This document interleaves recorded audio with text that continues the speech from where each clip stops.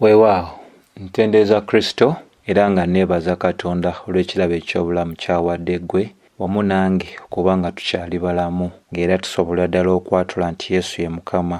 Amannya Mazima Kenneth, ng'era olunaku olwaleero tugenda kuba nga tutunulira ku kye tuyita okwebaza okwa Pawulo wamu ate era n'okulokoka kwe okw'ekyamagero. So tuli mu ssuula eno eya 22 gye tutandika olunaku olwaleero, era waliwo ensonga ntoko ez'okuyiga mu ssuula eno. Tulina okujjukira nti Pawulo bwe yagenda mu maaso okuba nga ajulira mu maaso g'obukiiko obw'enjawulo, teyagenda mu maaso na kuba nga yeerabira omulimu ogw'ettendo Mukama waffe Yesu Kristo gwe yali akoze mu kye tuyita obulamu bwe. Ekyo kikulu nnyo kya kutegeera. Tulina ffenna okuba nga tutegeera nti obujulizi obwa nnamaddala obwa Bayibuli bulina okuba nga busonga ku nsonga ey'okuba nti ffe mu kuba nti twali twafiira mu byonoono byaffe n'ebibi, ensonga ey'okukyusibwa etwala Katonda mwene, mulimo gwa Katonda okuba nga akyusa abantu abadde baafiira mu bibi byabwe n'ebyonoono byabwe. Ekitegeeza ddala nti owatali ye tebandisobodde kuba nga beekyusa oba nga waliwo omuntu omulala asobola okubayamba wabula Mukama Katonda waffe yekka. Olina nakyo okuba nga okijjukira nti gwe nange bwe twali tetunnaba kukyusibwa twali wansi w'amaanyi ag'omulangira ow'omu bbanga, era twagobereranga okwegomba okw'ebyo eby'emibiri gyaffe nga tukola ebyo ebyatusanyusanga, era ekyakitulindiridde kwe kulaba obusungu bwa Katonda, kubanga Befeso 2 ennyonnyola ng'egamba titwali baana ba busungu. So wano mu ssuula eno eya 22 ey'ekitabo kino eky'ebikolwa by'abatume, ensonga esinga okuba nga enywereza ddala ekinyusi eky'ebyo bye tulindidde okuba nga tulaba kwe kubeera nti Pawulo teyeerabirira ddala mu bukkakkamu nti okubonaabona kwonna kwe yali agenda mu maaso n'okuba nga yali ayitamu, kwonna kwali tekusobola kubeera nga kugereegeranyizibwa ku busungu bwa Katonda obwali bumulindiridde olw'ebibi bye. Kyova olaba engeri ye gy'agenda mu maaso n'okujuliramu n'okuba nga yeeyogerako oba nga yeewozaako, yagenda mu maaso n'okwewozaako mu ngeri ey'obukkakkamu ng'oyinza n'okulowooza yali talina njegere ku mikono gye. Essuula eya 22 olusooka n'olwokubiri njagala ndusome nga tulunnyonnyola. Pawulo ayanukula ng'agamba nti abooluganda, bakitange,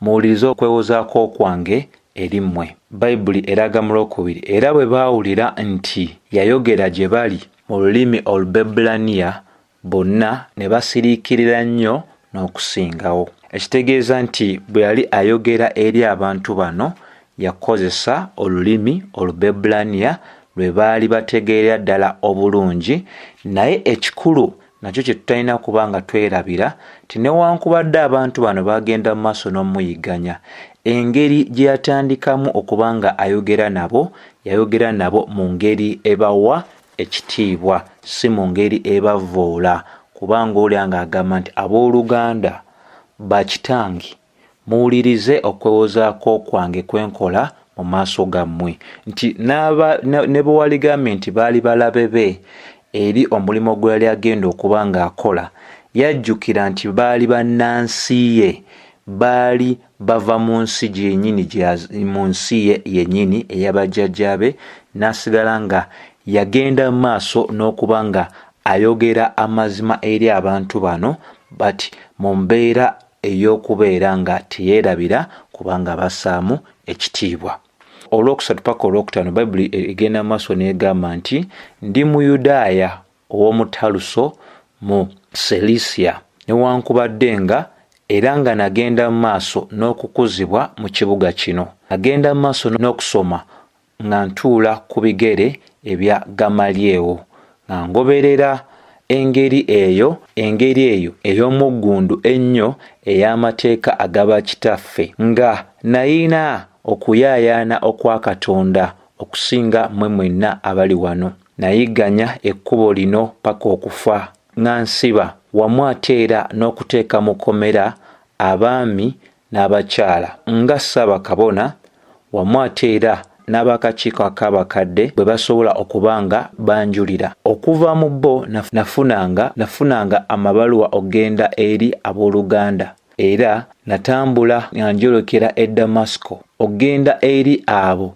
n'okubeera nga nteeka abantu mu njegere okubakomyawo e Yerusaalemi babeere nga babonerezebwa. Pawulo agendera ddala mu maaso n'okunnyonnyola nga agabana n'ekibiina kino omwali abooluganda ne bakitaabe, nga abalagira ddala engeri gye yali alowoozaamu, engeri ey'enneeyisa ye bwe yali luli nga tannaba kuba nga akyusibwa oba ng'azaalibwa omulundi ogwokubiri. Era anywereza ddala nti byonna bye yakolanga n'agenda mu maaso n'okutuukiriza yabikolanga nga yeeweereddeyo ddala nnyo nnyini ddala eri obwo obulombolombo obwa bakitaabwe, nti yakikolanga n'omutima gumu, era agenda mu maaso n'okuba nga anywereza ddala mu nsonga ze yagenda mu maaso n'okuba nga asomesa, ng'alaga nti tewali wataatuuka kasita yali nga amaze okuba nga aweebwa amabaluwa,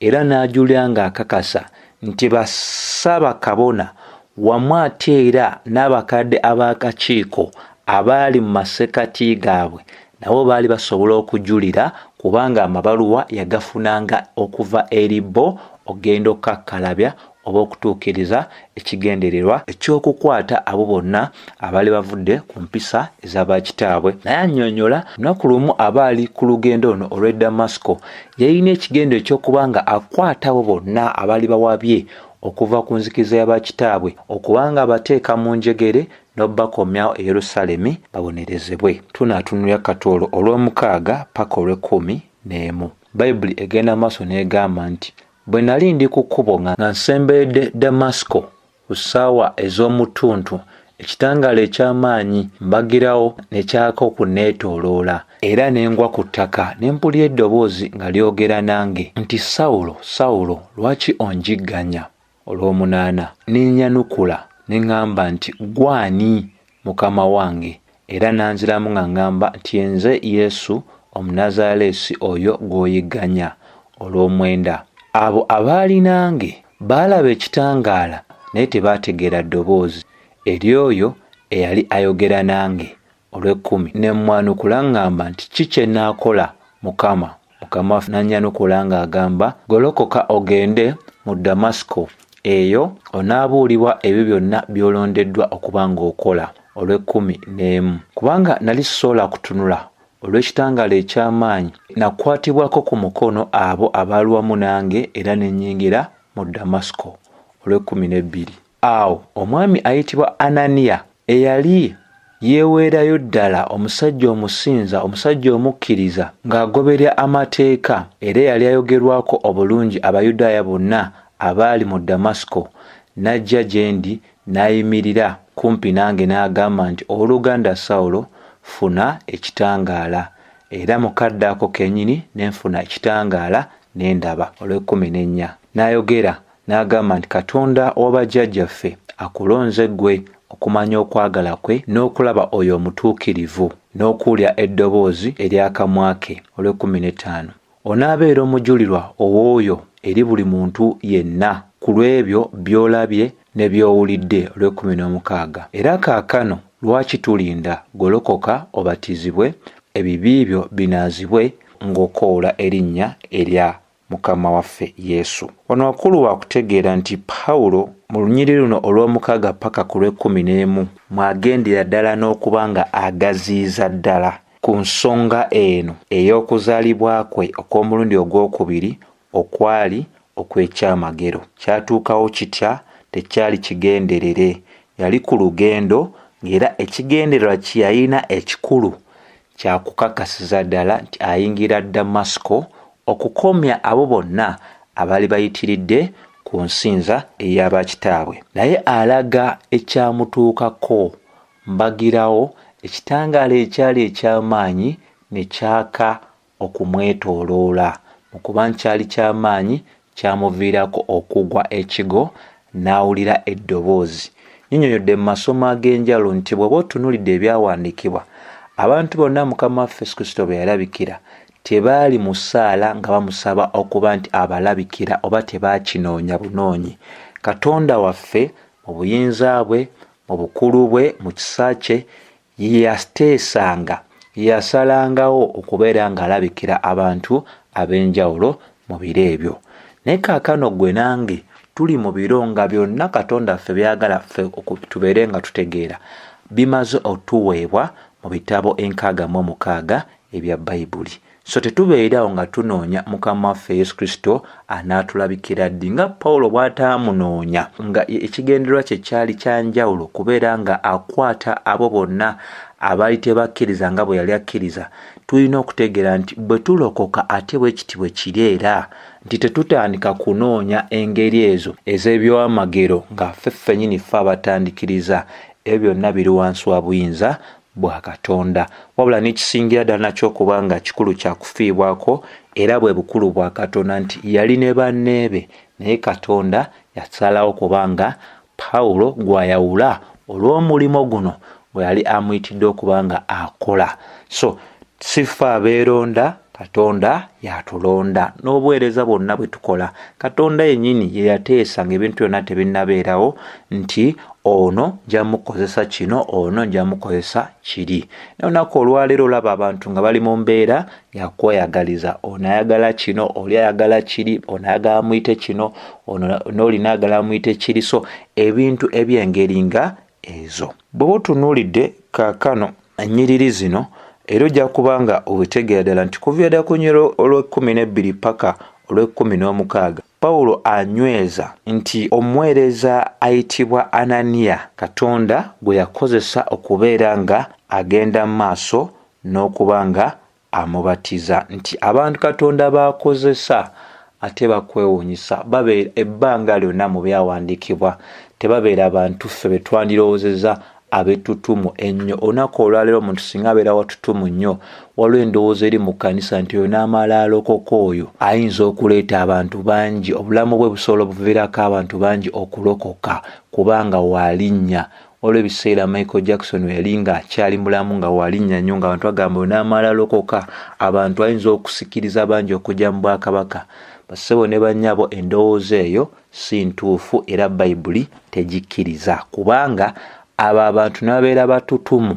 Katonda teyeetaaga ttutumu lyabwe okuzimba obwakabaka bwe. Ye yennyini ye yeezimbira obwakabaka bwe, ye yennyini ye yeezimbira ekkanisa ye, tetumuyambako. Ate erinnya lye ly'amaanyi nnyo okusinga amannya ag'abantu bonna be tumanyi mu nsi muno abafunye kye tuyita ettutumu. So Katonda teyeeyazika ku muntu yenna, talina kyayagala ku muntu yenna, wabula yatandika ate n'amaliza, tayambibwako. Bw'oba osomye olunyiriri olw'17 paka olw'21 Bayibuli egenda mu maaso n'okuba nga enyweza ng'egamba bw'eti. Bw'otandikira ddala waneeno mu lw'17 egamba nti bwe namala n'enzira e Yerusaalemi nali mu kusaba mu yeekaalu era nengwa mu kwolesebwa. olw'18 ndowooza olaba era tyanoonya. Ne mulaba n'ayogera nange n'aŋŋamba yanguwa ofulume Yerusaalemi mangu na mbiro kubanga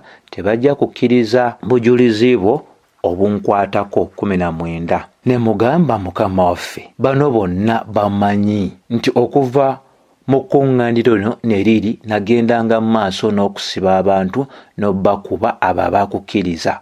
2 Era n'omusaayi ogwa Sitefano yakujulirako bwe gwayika, nze kennyini nali nnyimiridde awo nga nzikiriziganya n'ekyo ekyakigenda maaso kubanga nze kennyini nze nakuŋŋaanya engoye ez'abo abaamutta. 21 N'aŋŋamba genda, nja kutuma ewala nnyo eri ab'amawanga.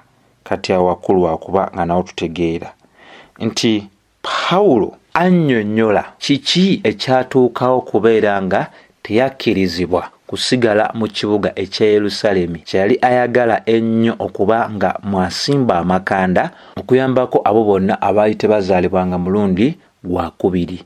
Naye Katonda waffe amanyi byonna.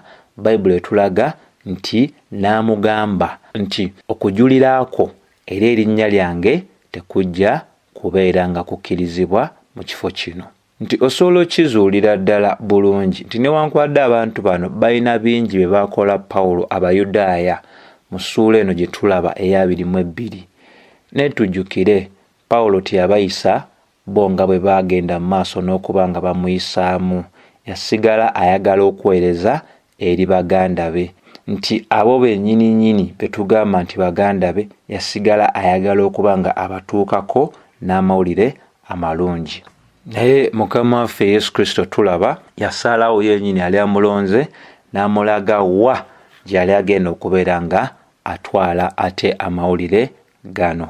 Ti Pawulo si yali yeetuma, ye yalowooza nti mu kuba nti yali watutumu nnyo mu Yerusaalemi sanga awo Katonda waffe we yali asiimye okumukozeseza, naye si bwe gutyo bwe gwali. Yalina ekifo ekirala kyeyagenda mu maaso n'okuba nga akola ki, amuteekerateekera okugenda. So ng'era bwe tulabye bino byonna tujjukire bulungi nti ekisooka Abayudaaya beekanga nnyo oba beewuunya nnyo okulaba nti omuntu ono yali amanyi olulimi Olubebbulaniya, ensonga lwaki bonna baasirikira nga bwe baasirikira. Ebadde ensonga nkulu kwe bye tulabye. Ate n'ekirala bwe yatandika okwogera yabannyonnyolera ddala obuvo bwe obukwatagana n'okuzaalibwa kwe n'ekifo kyakuzibwamu n'okusoma kwe nga byonna binywereza ddala tikyali ayogera, yali akitegeerera ddala. N'ebino byonna byali bifuuse eby'obutagasa kubanga yali ayagala ategeere Kristo Yesu.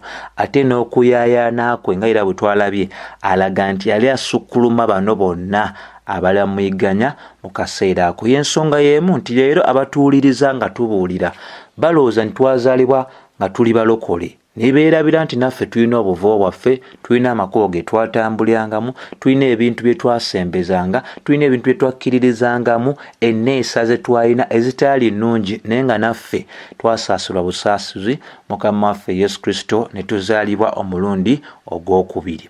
N'ensonga endala gye njagala tubeere nga tetwerabira mu ezo ze tulabye kwe kubeera nga tujjukira ddala nti Pawulo era yanyweza n'alaga engeri gye yeeweerangayo nnyo nnyini ddala mu mpisa ezaabo bajjajjaabe, era n'alagira naddala nti okukola ebyo byonna byali akola bakabona wamu ate n'abakadde abaakulyanga obukiiko baali bakimanyiiko. Kitegeeza nti n'abamu bali bakyali balamu, ensonga lwaki yajuliza bulungi ng'agamba no basobola okuba nga bakola ki, bawa obujulizi ku nsonga eyo. Era n'ensonga endala enkulu gye tulina kuba nga twerabira kwe kuba nti Pawulo era yagenda mu maaso n'okuba nga akikkaatiriza ddala bulungi nti bwe yali mu lugendo olugenda e Damasiko okukwata abantu abala, ekitangaala si yakinoonya wabula okulabika okwa Mukama waffe Yesu Kristo wali wansi wa buyinza Mukama waffe Yesu Kristo. Pawulo si ye yanoonya, era annyonnyola n'alaga ekitiibwa ekya Mukama waffe Yesu Kristo kye yamulabikiramu nga kyali ky'amaanyi nnyo, tikyamuviirako n'amaaso ge okuziba n'okuba nga akwatibwa ku mikono abo banneebe be yali atambula nabo okumuyamba okuyingira mu kibuga ekyo kubanga amaaso gaali mazibe. N'ensonga enkulu endala y'okutegeera gye tunywezeza ey'okutegeera nti ku nsonga ey'okufa okwa Sutefano ye yennyini yakkiriziganya n'abo abali bagenda mu maaso n'okuba nga bakikola, naye kikwewuunyisa nti Mukama waffe Yesu Kristo bino byonna yali abimanyi, naye yagenda mu maaso n'okubeera ng'akola ki, nga alonda omusajja eyali omutemu, eyali omuyigganya, n'obuweereza obw'omusajja ayitibwa Ananiya eyali tamanyikiddwa nti oba watutumu, n'engeri Katonda gy'amukozesaamu kubanga aweereza eri omusajja eyamaliriza n'abeera nga ye mumisani akyasinze ettutumu mu kkanisa eya Mukama waffe Yesu Kristo mu abo bonna abajja oluvannyuma lwa Mukama waffe Yesu Kristo. Na era tulaba nti Pawulo yagambibwa Ananiya nti tewaliwo kintu kyonna kyalina okuba nga ayogera wabula ekyo kyali alabye n'ekyo kyali awulidde. Ekyo naye tugenze mu maaso n'okikakasa nti omuntu okuba omutume wali ogwanira okubaako n'ebisaanyizo by'otuukiriza okuba nga walaba mukama waffe Yesu Kristo. Ekyo Pawulo akikakasiza ddala bulungi nti yali alabye ate yali awulidde. Olunaku olwaleero tulogedde ebiseera bingi, teri muntu yenna wetusobola ogamba nti mutume. Abatume tebakyaliwo olunaku olwaleero. Abatume bakozesebwa okuteeka omusingi ogw'ekkanisa. Era Pawulo ensonga lwaki anyweza mu Bakolinso 9:1 nti nze siri mutume sala mukama waffe Yesu Kristo mu Bakolinso 9:1 kitegeeza nti bw'asonga ku nsonga eyo kiba kitegeereza ddala nti ensonga y'okulaba mukama waffe Yesu Kristo yali nsonga ki nkulu nnyo. So mutasobola kugolokoka bugolokosi n'agamba nti yakola ki yamula. Abasinga bali wano beewayiriza bwewalizi nga bagamba nti mukama waffe Yesu Kristo abalabikidde, naye bw'owulira bye basomesa tebikwatagana na nsomesa ya Bayibuli.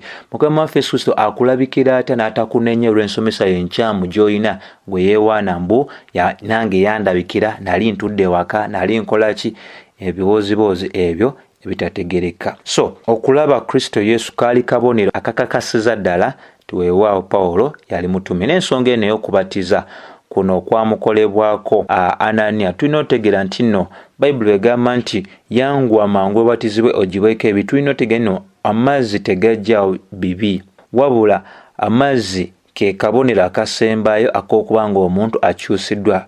Ke kamu kabonero ke tulabirako nti nno omuntu ono yagenda mu maaso n'okuba nga azaalibwa omulundi ogwokubiri. So okuyita erinnya kati era nakyo kikola otegeera. Bayibuli egamba nti buli alikowoola erinnya lya mukama waffe Yesu Kristo anaalokolebwa. Abaluumi 10:12. So okubatiza tulina okuba nga tukitegeera nti tekuggyaawo bibi bya muntu yenna. Bayibuli si bwekyo bw'esomesa, wabula kabonero akasemberayo ddala nti omuntu ono yagenda mu maaso n'okuba nga akola ki, akyusibwa. So bwe kityo bwe kiri mikwano, era ensonga ezo njagadde zitegereke bulungi tuleme kuba nga tutabula ebintu bino. So bw'anaabakkiriza tujja kuba nga tutandikira wano okuba nga tulaba ekitundu kyaffe ekyokubiri. Ekitundu kyaffe ekyokubiri tulaba obuweereza bwe eri abanagwanga. Ekyo nakyo tujja kuba nga tukiraba tutegeere ddala obukulu obwaki obw'ensonga. So sijja kuba nga nsukako wano, wabula ogamba nti ekisa kya mukama waffe Yesu Kristo kibeere eri mmwe mwenna. Amiina.